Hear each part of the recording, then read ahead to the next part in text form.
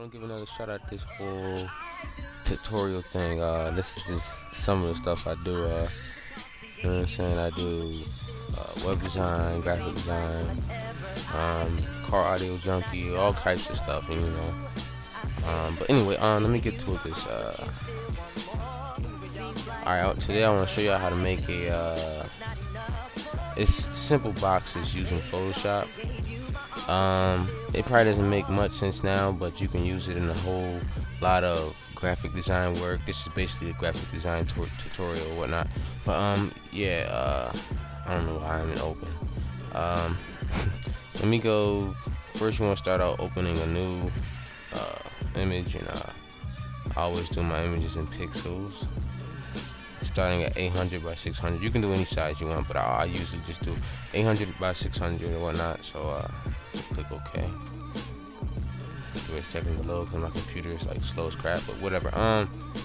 So yeah, it's gonna give me this white background, and I'm gonna work with this white background. And if you're not familiar with Photoshop, then we can, along the way, we can teach you how to do some things. But if you follow along with this, it should be pretty simple to do anything. First, we're gonna start out over here, and what we're gonna do is duplicate the layer. You can press duplicate layer, and then the duplicate layer dialog box will pop up. Or you can just press OK, or you can just, I'm gonna delete that real quick. Or you can just, the high key for that is Control J, and then duplicate it for you. So let's hold down the Control key or the command on the Mac, and then press J, and then duplicate the layer for you. But so after the layer is duplicated, me personally, I never like to work with the background layer. So I always at least duplicate one layer just because the background layer is locked right there, if you can see. So you can't really do too much with a duplicate layer. You can, add shadows and a whole bunch of different effects. But anyway, so first we're gonna go to the this little box tool right here, and we're just gonna make one little box, just like that.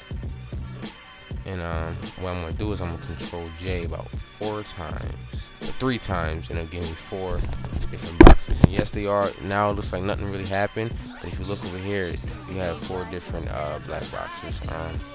Now if I click and drag, it's gonna move it over that, from left to right. And then I click on this one, the layer right under the top layer, and then I'll have another one that's gonna drag out.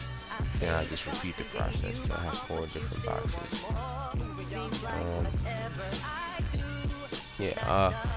But now it looks like, it's not really much going on to it, and it's not centered. So, if you familiar with Photoshop, all you gotta do is press Shift and hold down Shift, and select the top layer, hold down Shift, and press the bottom layer for the blocks, and just move it into position. By the way, if you want to use a ruler, the high key for that is Control R, and I bring out the ruler. That can help. That can be very helpful when centering, because you can actually pull out this little blue line. I'm not sure if you can see it, but you can pull out these little blue lines. That can make it real helpful. This blue line will come out. There we go. As far as centering or adjusting your image. But yeah, for now we're just gonna work with these black images.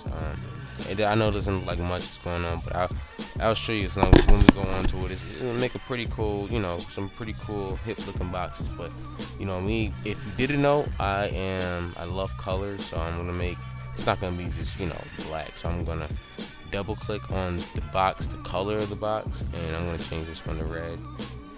I'm gonna go to the layer right under that, double click, and then I'm gonna change this one to green. Double click. This one goes to blue.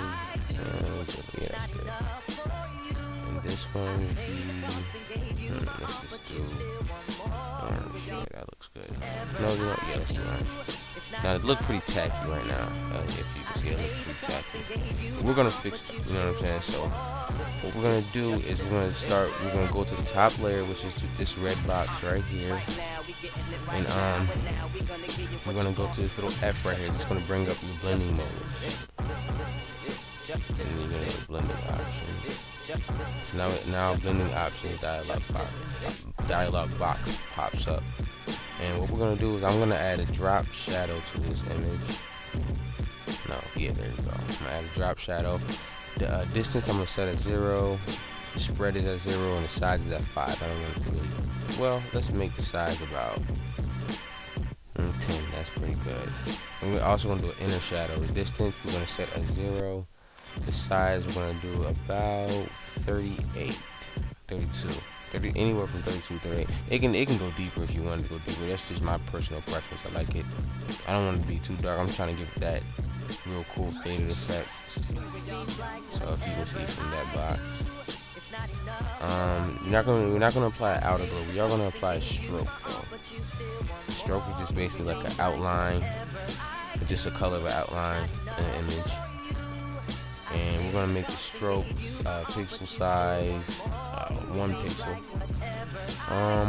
And I'm also gonna add a bevel and emboss. And the depth is fine. We're gonna actually up the size for where it gives it this kind of cool looking effect. I don't want it to look too sharp and too like this popping out at you. I want it to be kind of faded. So, and I'm gonna soften it a little bit.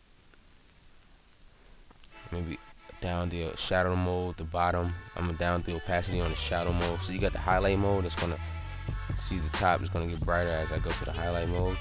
I'm actually gonna decrease that, and I'm gonna decrease the opacity on the shadow mode for where it kind of dims in.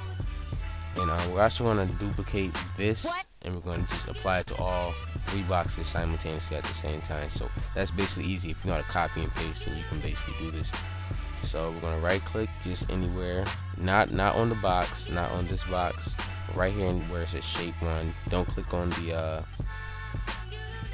little F, just right where it just says shape 1 at. And then we're gonna do copy layer style, and we're gonna click on the layer below the red layer, hold shift and click, and then paste layers. And now as you can see, it has applied the effect that we did for the red layer to all the other 3 layers. So it gives it a pretty cool effect as opposed to that tacky color that you've seen earlier. And let me see what else. And one more thing we're going to do to this picture, and then be pretty much done, and you can do whatever you want. 2 more things we're going to do. We're going to add highlights to give it a cool looking effect on all 4 of them. So let's do that now actually. We're going to go back to the rectangular tool. And just to let you know, if you right click, you can have a rectangle around it, ellipse, polygon, line, and custom shape tool. But we're just going to do rectangular right now. Change the background and foreground color to white for the foreground, and the background will be black. And what we're going to do is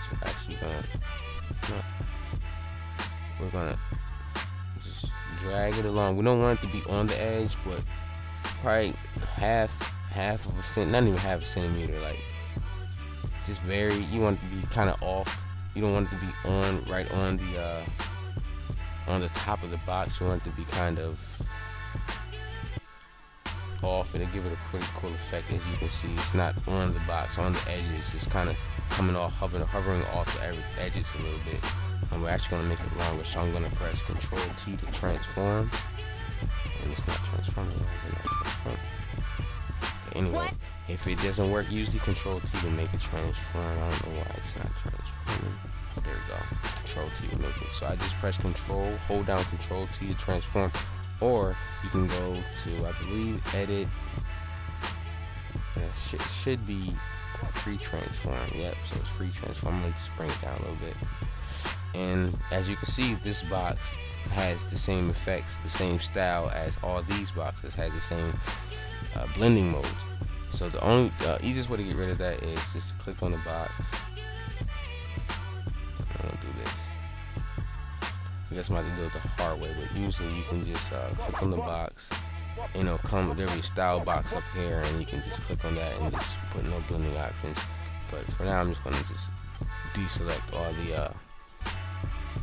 all the layer styles, and then it'll be totally white, and that's what we want. And now you're gonna see another box right next to the F, right down here, that it looks like a camera. So it's a box with a circle in it, and that's gonna add a vector mask, and that's what add layer mask. And what that's gonna do is it's gonna allow us to apply gradient to this, where it can give it a faded effect. But you want to change your background and foreground colors. You want to make your foreground color black and your background color white. Let me see. What we're gonna do is make sure this layer